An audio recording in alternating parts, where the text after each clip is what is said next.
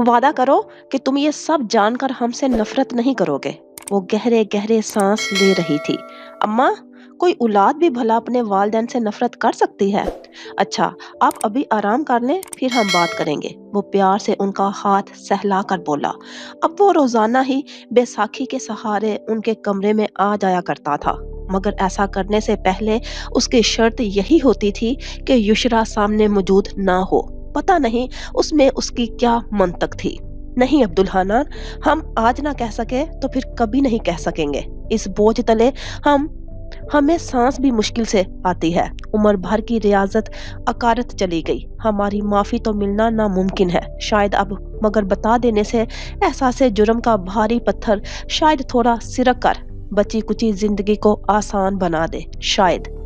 अच्छा ठीक है, जैसे आप बेहतर महसूस करें, जैसे आपको आराम मिले। बस ये याद रखिएगा कि जब मैं अपनी जिंदगी के सबसे बड़े मसले पर आपसे नाराज, तो फिर और कोई बात ना तो मेरे लिए अहमियत रखती है, ना ही मेरे आपसे मोहब्बत को खत्म कर सकती है।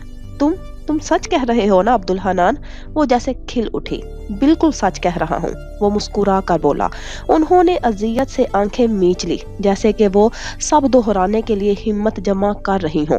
अब्दुल हनान, जो पहले इस बात को उनकी हालत की वजह करार दे रहा था, अब कदरे तशवीश से उनकी तरफ देख रहा था।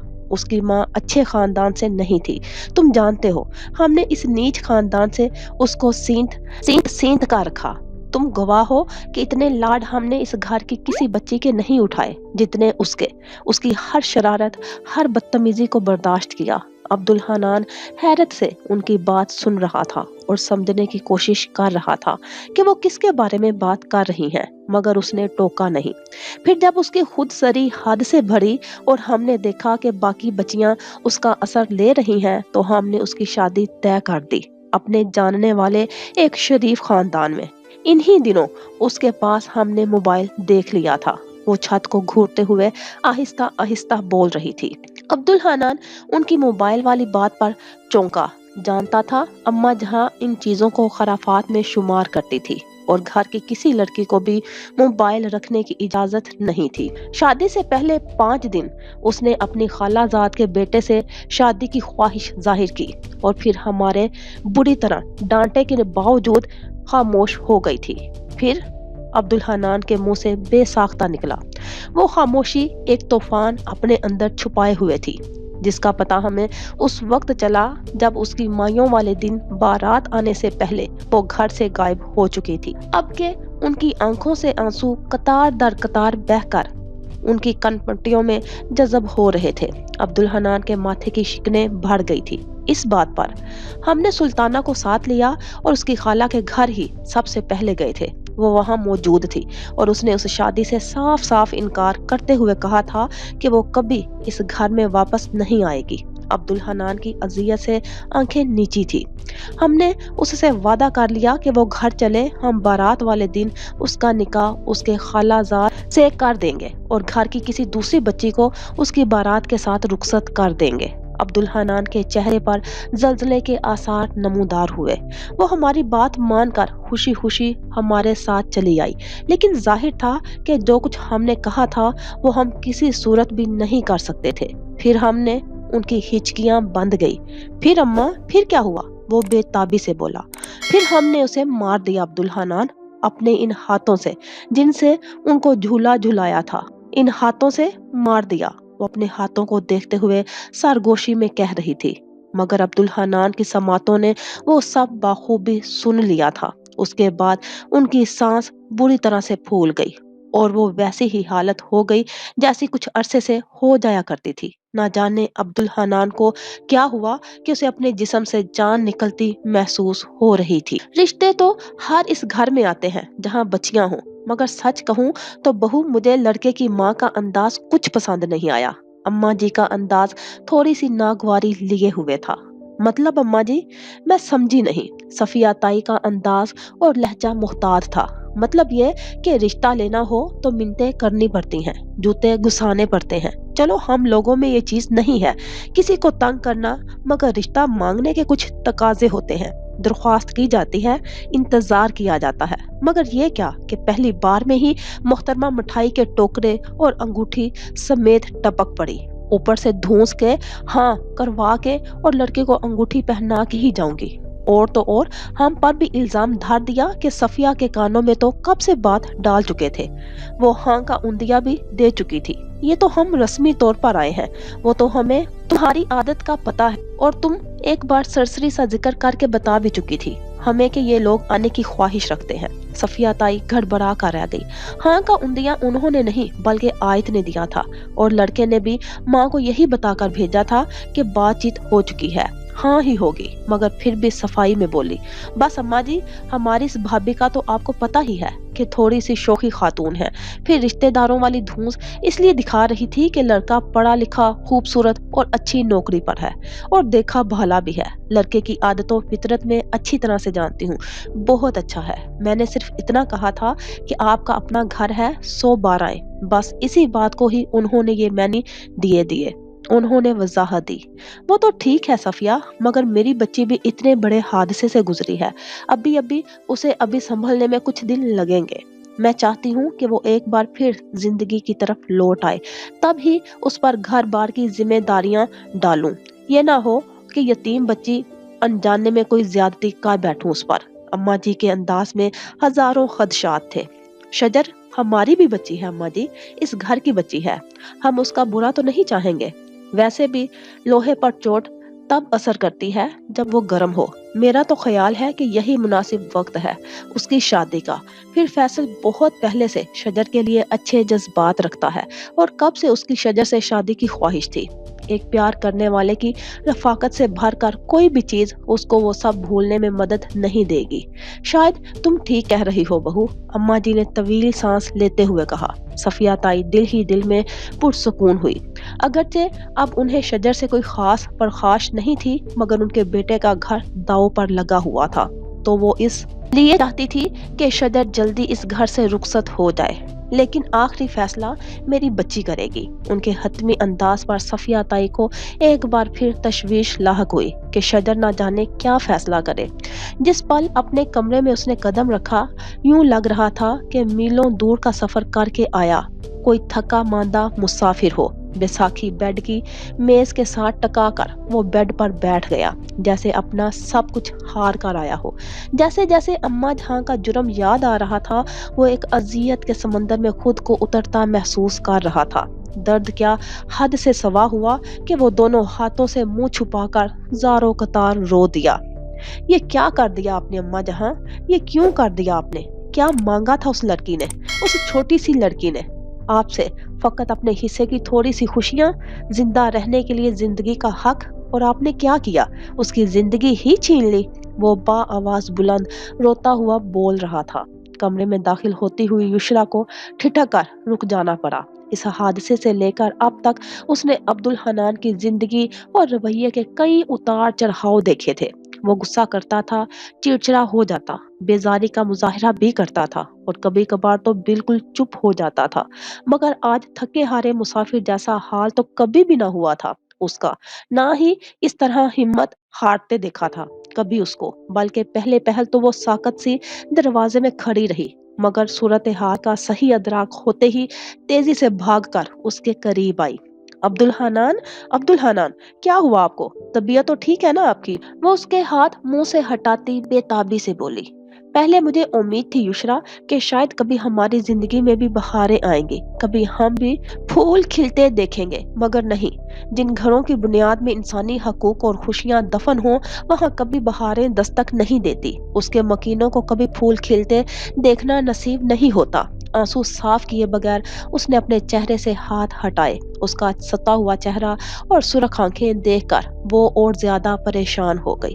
کیا ہوا عبدالحنان؟ مجھے تو بتائیے خدارا، یقین کریں بتانے سے آپ کا دکھ تو شاید ختم نہ ہو، اس کا بوجھ ضرور کم ہو جائے گا۔ وہ خود بھی روحان سی ہوئی۔ کچھ نہیں ہے یشرا، کچھ بھی نہیں، بس کبھی کبھی یہ سوچ پریشان کرتی ہے کہ زمین پر خدا بن کر انسان کی زندگی اور خوشیوں کے فیصلے اپنے ہاتھ میں لینے والے لوگ یہ نہیں سوچتے کہ حشر میں جب اللہ سے ملیں گے تو کیا جواب دیں گے۔ چہرہ صاف کرتے ہوئے اس نے عجیب سی انداز میں کہا، अब्दुल हन्नान, मियाँ बीवी का खून का रिश्ता नहीं होता, एहसास का होता है। एहसास जो हर रिश्ते को अनमोल बना देता है। आप अपनी परेशानियां मुझे नहीं बताएंगे तो किसको बताएंगे? उसके हाथ सहलाती हुई हौसला देते हुए बोली, युशरा, मुझे एक गिलास पानी दो और नींद की दवा भी दे दो। कुछ देर में सारी फिक्रात भुलाकर एक पुरसुकून नींद लेना चाहता हूँ, जो कि मैं जानता हूँ कि आने वाले वक्त में पिल्स की मोहताज होंगी। ऐसे मत कहिए अब्दुल हन्नान, डॉक्टर ने आहिस्ता आहिस्ता आपको इन दवाओं से छुटकारा लेने को कहा है, जो मसनूई सुकून और आराम दे। और आप रातों रात, आप दिन को भी उसके आदी होना चाह रहे हैं। मैं नहीं करने दूंगी आपको, वो परेशानी से बोली। मैं जानता हूँ ये बात, युशरा, और समझता भी हूँ, लेकिन इस हालत में मुझे लगता है मेरे दिमाग की कोई शरियान फट जाएगी। थोड़ी देर आराम करूंगा तो उम्मीद है कि बेहतर महसूस करूंगा। और बेफिक्र रहो, ऐसा मैं रोज रोज नहीं करने वाला, उसने अजीब से हारे हुए अंदाज में कहा। तो युशरा कुछ देर उसका ये शिकस्ता अंदाज देखती रही, और फिर जब उसे लगा कि वाकई किसी बात ने उसको बेहद दुख पहुंचाया है और फिर वक्त वो उसको बर्दाश्त नहीं कर पा रहा, तो वो उठी और उसे पानी के साथ नींद की दवा ला कर दी। फिर सहारा देकर उसे लटाने से लेकर नींद की वादी में उतरने तक वो उसके पास बैठी रही। कभी उसका सर दबाने लगती तो कभी यूं ही छोटी छोटी बातें करने लगती, अपनी यूनिवर्सिटी लाइफ की, अपने बचपन और शरारतों की। ताहम अब्दुल हन्नान बगैर किसी तासुर के आंखें मूंदे लेटा रहा। युशरा की एक बात भी उसकी समातों तक रसाई ना पा सकती थी। अम्मा जहां की कुछ देर कबल कही गई बातें ही एक अरसा तक उसके जहन से निकलने वाली नहीं थी।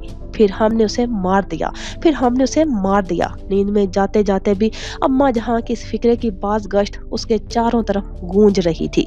आमना, आमना, कहाँ हो भाई? वो दरवाजे से ही पुकारता हुआ आया। हालांकि छोटा सा घर था, जरा सी आवाज भी सारे घर में गूंज जाती, मगर कुछ था जो वो ऐसे जोश से चलाता आ रहा था। छोटे से कमरे की डस्टिंग करती आमना ने सफाई वाला कपड़ा बेड पर रखा और कमरे से बाहर निकल ही रही थी कि वो खुद अंदर आ गया। आमना, आमना, आज मैं बहुत खुश हूँ, और तुम भी सुनोगी तो तुम भी खुश हो जाओगी। जलाल ने बाजुओं से पकड़कर उसे घुमा दिया। ओह, चक्कर आ रहे हैं मुझे जलाल, छोड़े और बताएं क्या बात है? वो उसके बचकाना अंदाज में खुद को घुमाने पर परेशान होकर बोली। खुद बुझो तो पता चले, और मैं बताऊंगा तो सरप्राइज क्या रह जाएगा? वो बेड पर फैल कर बैठता हुआ बोला। बता दें जलाल, पता भी है कि कब से किसी अच्छी खबर सुनने को कान तरस गए हैं, वो उदासी से बोली। अच्छा भाई अच्छा, आपको ज्यादा इंतजार नहीं कराते और बताए देते हैं कि हम दोनों को घर जाने की इजाजत मिल गई है। अगरचे अभी हमारा कयाम ऊपर वाले पोर्शन में होगा, और अम्मा ने भी इस शर्त पर इजाजत दी है कि अभी तुम उनके सामने नहीं आओगी, लेकिन मुझे यकीन है कि वो आहिस्ता आहिस्ता मान जाएंगी और सब बिल्कुल पहले वाली हालत में आ जाएगा। वो जोश और खुशी से बोला, शुक्र अल्हम्दुलिल्लाह, ये भी बहुत बड़ी बात है। मुझे मेरी सास ने अभी तक कबूल नहीं किया और मैं किराए के घर में रहती हूँ। ये बात सोचकर मैं अपनी बहनों के दरमियान तकून बनकर रह जाती हूँ जब जब वो मुझसे मेरे घर वालों के बारे में सवाल करती हैं। इसीलिए शादी के बाद मैं सिर्फ 2 दफा ही गई हूँ कि ना वहाँ जाऊंगी, ना मुझे इन सवालात के जवाबात देने पड़ेंगे जो मेरे पास ही नहीं। मेरे घर आने को अतावली हो रही थी, वो सब कभी क्या बहाना तो उनको टाल देती हूँ। अब कम अज कम मेरे पास ससुराल का ना सही अपने खामन के घर का मान तो होगा ना। वो भी खुश हुई। मैंने कहा था ना, मालिक की रहमत से कभी ना उम्मीद नहीं होना चाहिए। वो मायूसी के घुप अंधेरे में भी उम्मीद की किरण दिखला देता है, जलाल ने कहा। आमना बहुत दिन बाद दिल से मुस्कुराई थी। ठीक कहा आपने, मैं जरा शुक्राने के नफल अदा कर लूं, फिर खाना लगाती हूँ, वो उठते हुए बोली। और हाँ, कब जाएंगे हम अपने घर? जाते हुए उसने रुक कर पूछा। जब तुम चाहो, चाहो तो आज ही। सच? उसने बेयकीनी से कहा। मुझ वो मुस्कुरा कर बोला। आमना उसके अंदाज पर मुस्कुराती हुई शुक्राने के नफल अदा करने चल दी थी। नहीं अम्मा जी, अल्लाह के वास्ते नहीं, अभी नहीं, और इस शख्स से तो बिल्कुल भी नहीं। अम्मा जी की बात सुनते ही वो बुदक गई। अम्मा जी, मुझे पता है कि हर लड़की को शादी करके अपना घर बसाना होता है। मैं भी करूंगी। जो कुछ हुआ उसको अपनी किस्मत का लिखा समझकर कबूल कर लिया। जो होगा यकीनन वो भी मुझे कबूल करना ही पड़ेगा, लेकिन अभी नहीं। मुझे थोड़ा सा वक्त दे, उसके बाद आप जब और जहाँ कहेंगी बिल्कुल ना नहीं करूंगी, लेकिन यहाँ इस शख्स के साथ नहीं जो पहले दिन से पहली नजर में मुझे अच्छा नहीं लगा था। याद है आपको?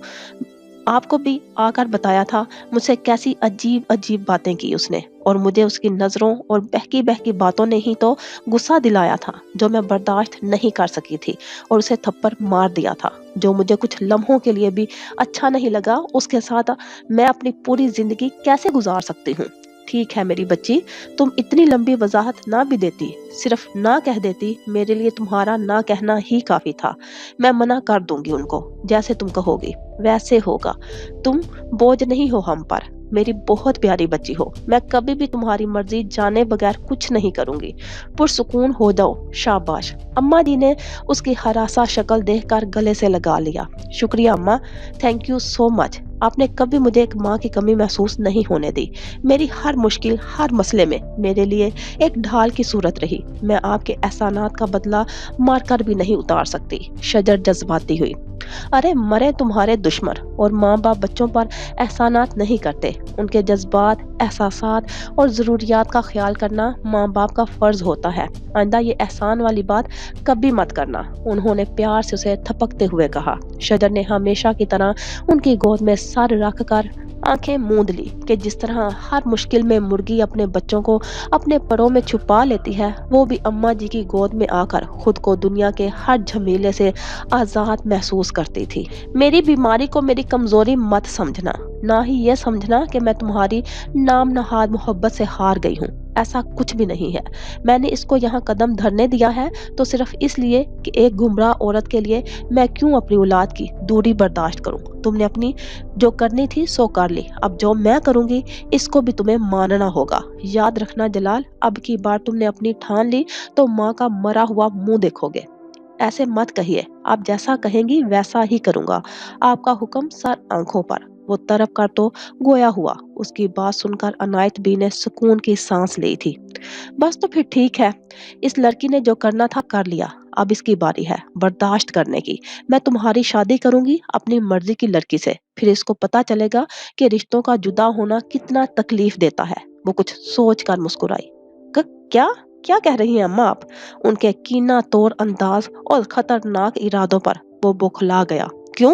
अभी तुमने खुद वादा किया है मेरी हर बात मानने का, और क्या मैंने तुमसे कहलवा कर नहीं भेजा था कि तुम अगर इस औरत के हमरा इस घर में आओगे तो मेरी शराइत पर, वरना नहीं। वो बिगड़ कर बोली। अम्मा? उसके मुंह से बेबसी से बस इतना ही निकल सका था।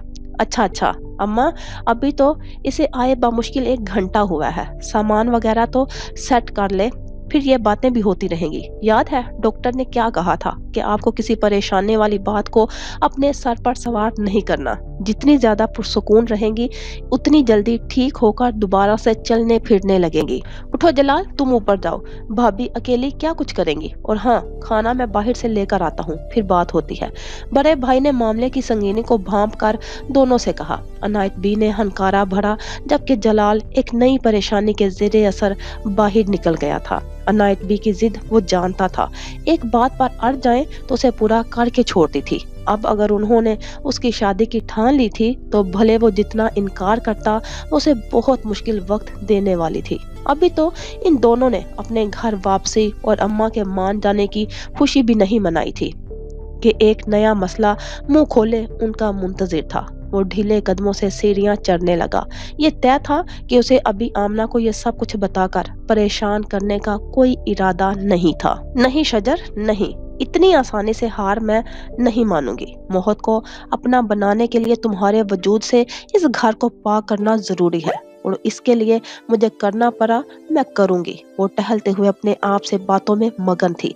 मोहत ऑफिस जा चुका था और वो अभी अभी सफिया ताई ने उसे आकर बताया था कि शजर नहीं मान रही शादी के लिए, तो अम्मा जी ने उस रिश्ते के लिए माजरत कर ली है। इस वक्त से आयत को किसी पल चैन नहीं आ रहा था। वो जले पांव की बिल्ली की तरह यहाँ से वहां फिर रही थी। कभी एक मंसूबे बनाकर उसे रद्द कर देती तो कभी दूसरे मंसूबे के बारे में सोचने लगती। चलते फिरते उसके पांव शल हो गए तो थक कर बेड पर आकर बैठ गई। दफ्तर मोबाइल की घंटी पर वो चौंकी। सेल पर फैसल का नंबर चमकता देखकर उसके माथे पर बल पड़ गए। एक तो ये ढीठ शख्स लाठी लेकर मेरे पीछे पड़ गया है। कितनी बार कहा है कि मैं किया करूं, तुम खुद से कॉल मत किया करो। वो बुड़बुड़ाई। बज बज कर मोबाइल बंद हो गया, लेकिन अभी वो सुकून की सांस नहीं लेने पाई थी कि दोबारा उसी नंबर से कॉल आने लगी। गुस्से में उसने कॉल अटेंड की, मगर जब हेलो किया तो लहजा हमवार था कि अगला बंदा भी उसी की टक्कर का था। अब ये मत कहना कि मोहत की मौजूदगी में कॉल मत किया करो। मुझे पता है कि इस वक्त वो ऑफिस में होता है। मैंने ये पूछने के लिए कॉल की कि मुझ में ऐसी कौन सी खामी नजर आ गई तुम्हारे घर वालों को कि 4 दिन होने के बावजूद कोई जवाब नहीं आया। मेरी अम्मी ने कई बार फोन करके पूछने की कोशिश की, मगर किसी ने कोई जवाब ही नहीं दिया। खातिर ख्वाह बस कहते हैं कि सोच रहे हैं। अभी सोच रहे हैं? अभी इस सोचने से मैं क्या मुराद लूं? आयत, मोहत, क्या तुमने मेरा मुकदमा नहीं लड़ा अभी तक? वो सख्त गुस्से में था।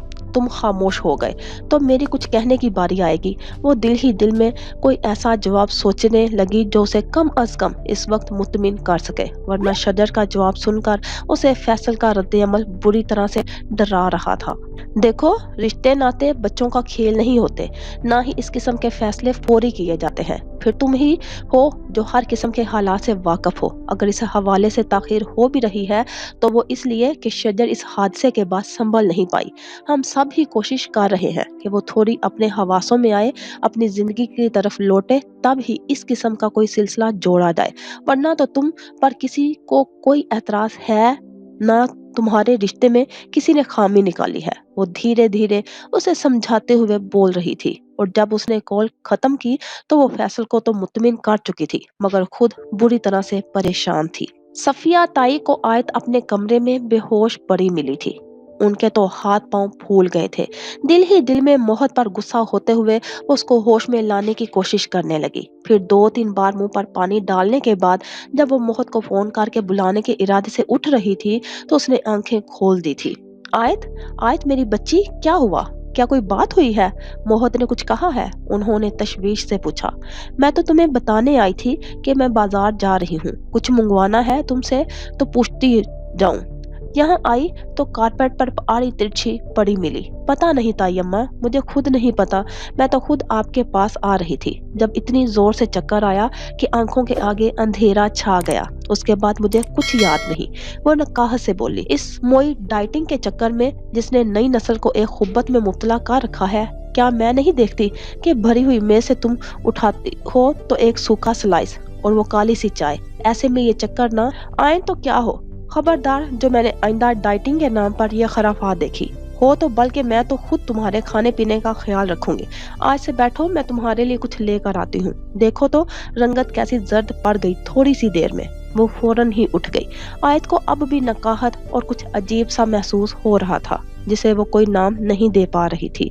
सो तकिए पर सर रखकर उसने आंखें मूंद ली थी। सफिया ताई जल्दी से किचन की तरफ आई, जहां नाश्ते के बर्तन से उलझती जुज वक्ती मुलाजमा मिली। बाकी खवातीन यकीनन बड़े हाल में थी। कैबिनेट से उन्होंने दलिए का पैकेट निकालकर शेल्फ पर रखा और दूध लेने फ्रिज की तरफ बढ़ी। दफ्तन एक ख्याल ने उन्हें चौंकाया। अरे, इस तरफ तो मेरा ख्याल ही नहीं गया। खुशी से चहकते उन्होंने खुद कलामी की और तेज तेज हाथ चलाने लगी। अभी अभी जो ख्याल उन्हें आया था वो इस कदर तकवीयत देने वाला था कि उनका बस नहीं चल रहा था कि फौरी आयत को डॉक्टर के पास चेकअप के लिए ले जाए। फिर कुछ सोचकर मुस्कुराई। उफ, मोहत बाप बनने वाला था और वो दादी। ये सोच ही उन्हें गुदगुदाए दे रही थी। वो अभी जाकर युशरा को कॉल करके बुलवाने वाली थी ताकि वो उसको डॉक्टर के पास ले जाकर चेकअप करवा लाए। आओ बेटी, वहाँ क्यों खड़ी हो, हमारे पास आओ। अम्मा जहां ने कमरे के दरवाजे पर खड़ी युशरा का तज़-बज़ब महसूस कर लिया था जब भी उसको अपने पास बुलाया। वो छोटे छोटे कदम उठाती अंदर आई और उनके पास आकर बेड पर टिक गई। कैसी तबीयत है अब आपकी? ठीक है बेटा, जी रहे हैं। तुम सुनाओ, कैसी हो? खुश तो हो ना? अब्दुल हनान कहाँ है? 3-4 दिन से हमारे पास ही नहीं आया। आंखें तरस गई उसे देखने को। उनके बारे में तो बात करने में आपके पास आई हूँ, वो पस मर्दगी से बोली। क्यों, क्या हुआ? क्या बात है बेटी, हमें बताओ। वो बेचैन हुई। युशरा ने एक तवील सांस ली और बात शुरू की। مجھے پتا ہوتا تو میں آپ کے پاس کیوں آتی، وہ بے بسی سے بولی۔ ویسے تو شادی کے دن سے لے کر آج تک میں ان کے پل میں تولا پل میں ماشا والے رویے کو برداشت کر رہی ہوں، کیونکہ میں جانتی ہوں ان کی تکلیف بہت بڑی ہے، ان کی محرومی ایسی ہے جس کا کوئی ازالہ نہیں، جو عمر بھر ان کے ساتھ رہنے والی ہے۔ اما جہاں کی آنکھیں بھی عزیز از جان پوتے کے دکھ پر بھر آئی، لیکن ماتھے پر ایک شکن بھی لائے بغیر میں نے ان کی ہر بری بھلی بات برداشت کی۔ میں جانتی ہوں یہ میری قوت برداشت کے امتحان کا وقت ہے، آج میں اس میں کامیاب ہو گئی ہوں تو آگے میرے لیے راحت بھی ہوگی، خوشیاں بھی، جب میرے ضبط وہ اپنی ہمت کے سہارے اپنی تکلیف کو شکست دے کر میرے ساتھ کھڑا ہوگا۔ اما جہاں نے اس کا ہاتھ پکڑ کر دبایا، جیسے اسے تسلی دینا چاہ رہی ہوں۔ یشرا پھیکا سا مسکرائی۔ تھوڑی سی امید پیدا ہو چلی تھی مجھے کہ وہ مایوسی کے گھپ اندھیرے سے نکلنے کی کوشش کر رہے ہیں، ڈاکٹر کی تاکید پر بھی عمل کرنا شروع کر دیا ہے، دوائیوں کی باقاعدگی میں بھی پہلے کی طرح رکھنا نہیں ڈالتے تھے، مگر کچھ دن پہلے تک۔ کیا مطلب؟ اما جہاں پریشانی سے بولی۔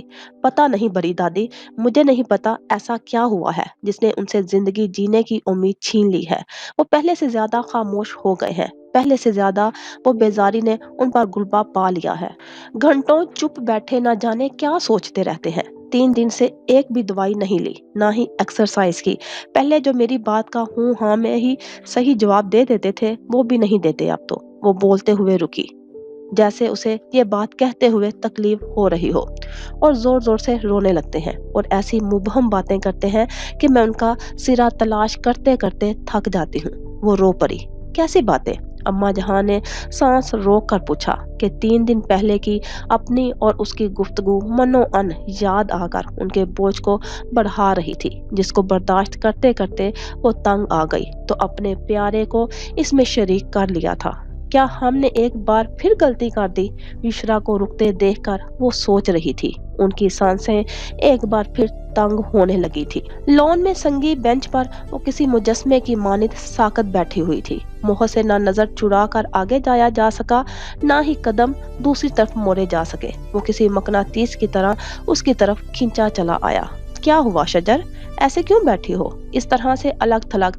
کوئی بات ہوئی ہے یا کوئی پریشانی ہے؟ اس نے اس کے کھلکھلاتے روپ کے اتنے رنگ اپنے اندر جذب کیے ہوئے تھے، وہ اجنبی اور اداس سا انداز اسے برداشت ہی نہیں ہوا۔ شجر ایک دم اپنے خیالوں سے باہر آئی۔ نہیں کچھ نہیں، بس ویسے ہی دل کر رہا تھا اکیلے بیٹھنے کو۔ تم آفس سے آئے ہو، تھکے ہوئے ہوگے، چائے لے آؤں تمہارے لیے؟ وہ پھیکا سا مسکرا کر بولی۔ اس کا کترانا محسوس کر کے موہ تکلیف دہ انداز میں مسکرایا۔ میں نے کبھی سوچا بھی نہیں تھا کہ کبھی اتنی اجنبیت دھر آئے گی ہمارے بیچ۔ پہلے تو جو بھی تھا اس کو چھوڑو موہت، اب تو یہی اجنبیت ہی ہم دونوں کے لیے اور اس گھر کے لیے بہتر ہے۔ وہ اس سے آگے چلتے ہوئے بولی، مبادا اس کو یہاں اس کے ساتھ کھڑے کوئی دیکھ نہ لے اور نیا افسانہ گھڑ لیا جائے، مگر وائے قسمت اسی پل ڈاکٹر کے پاس گئی ہوئی آیت اور یشرا گاڑی سے اتری اور انہیں ساتھ چلتے اور باتیں کرتے دیکھ لیا تھا۔ یشرا نے تو کچھ نہیں سوچا، البتہ آیت کے اندر ان دونوں کو ساتھ دیکھ کر جیسے ایک آگ بھڑک اٹھی تھی۔